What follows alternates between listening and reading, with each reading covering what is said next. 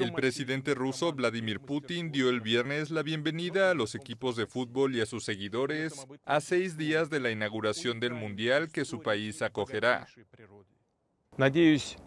Espero que todos ustedes tengan una experiencia inolvidable, no solo viendo los partidos de sus equipos favoritos y admirando las habilidades de los jugadores, sino también al conocer Rusia, aprender de su identidad y cultura, su historia única y diversidad natural, su gente hospitalaria, sincera y amigable.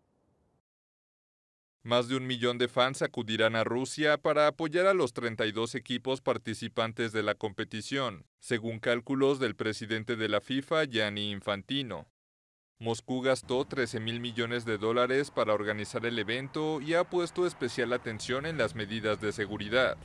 La Copa del Mundo se jugará en 11 ciudades distintas entre el 14 de junio y el 15 de julio. Rusia y Arabia Saudita disputarán el partido inaugural el jueves en el estadio Luzhniki de Moscú.